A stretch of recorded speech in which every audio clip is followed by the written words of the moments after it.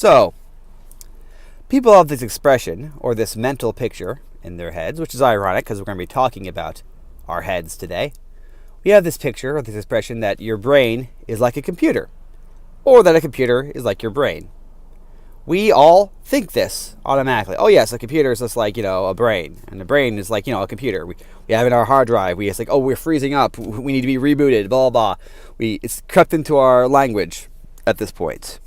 Now, there's one thing you should know about this, is that your brain is not a computer, and a computer is not your brain. And the two things aren't really even the same thing at all, okay? So, now, I don't know a lot about brains any more than any other non-brain surgeon.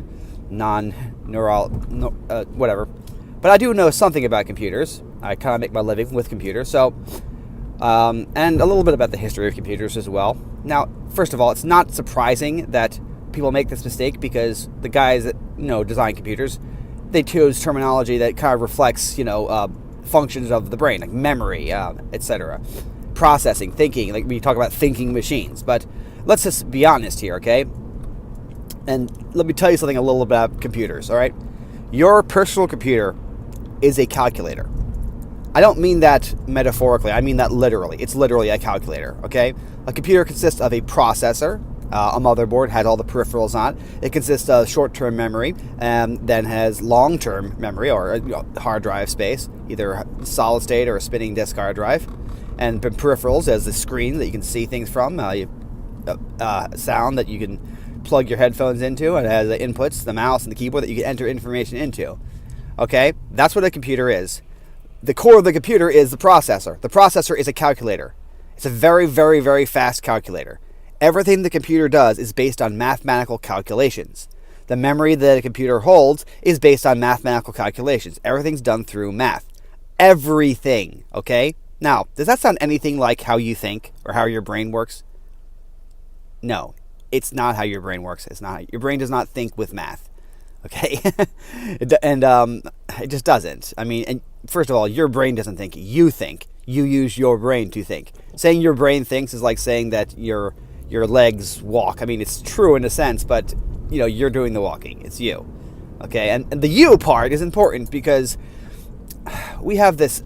Everyone has this idea that if we just make our calculators fast enough, if we just get them to make calculations faster and faster and faster, suddenly we'll reach a point where they'll magically become aware of themselves.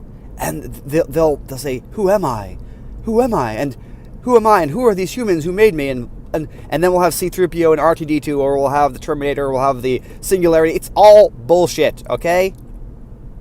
It's all. There's no reason to believe it. You can believe in it if you want, but you can believe in a lot of things. You can believe in astrology if you want. It doesn't matter. I mean, it's not really based on anything that's a rational chain of thought. It isn't. The reason people think this way is that people don't really understand. Well, I think I know why they think this way. I think they think this way because they're materialists. They think that there's nothing but atoms, and there's nothing outside of the world of the physical. And therefore, we, the people that can think for themselves, that are aware of themselves, that are self-conscious, we must have come from just a physical world, and therefore we can somehow create other people that are aware of themselves. There's no reason to think this. The reason you think this is because you think that there's nothing but the physical world, and there's no proof that is true. It's just a philosophical assumption. Okay? You don't need to believe in that. You're choosing to believe in that. And there's lots of evidence that you shouldn't believe in that. One of them is that we are self-aware, and this is a mystery. We do not know how self-awareness came about. We don't even begin to know. We don't even know where to start creating a self-conscious being. And anyone who says otherwise is just deluded, to be honest, to be frank. You're just deluded if you think that you're going to make a self-aware computer. You have no reason to think that. There's no chain of thought. There's no beginning of an idea of how to think that. All right, sorry, C-3PO is fiction. R2-D2 is fiction. It's never going to happen. And I will change my mind when I see some evidence that's actually going to happen. Okay? I mean, this is just, yeah. It's funny how everyone thinks this. Everyone just like, oh yes, once computers become self-aware. I know that a lot of times people joke about it, but in all seriousness, it's never going to happen. It's just this fairy tale that we tell ourselves. The truth of the matter is that your brain is a muscle used by you to think. That's what your brain is. It's a muscle used by you to think. Now, of course, it's a very important muscle. And the way you interact with your brain, it's not really understood. And it's actually, it's a very fascinating topic. And you can see things like talk about seeing things. When a person looks at something, certain areas of their brains, the neurons light up. That does not mean that we understand how the brain works. It means that we have an inkling of how we are interacting with our brain. But the act of perception, of actually knowing the thing that I'm seeing in front of me, we don't see the chemical in our brain that turns that off and on. We see chemicals that change our mood, okay? But we don't see any chemical that actually gets to the core of us. Another idea is that we'll have mind control, that we can control people's minds by hypnosis, but that's another science fiction trope. That's also something that's based on fantasy. We have no idea how free will works and the chemical basis of free will. I don't think there is a chemical basis of free will.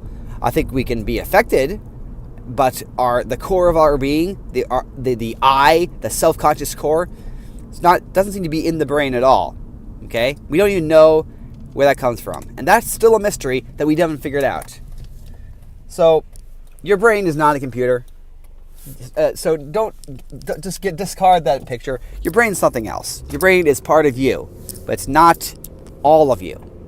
And a computer is never going to be self-aware. If you like this video, please subscribe to my channel.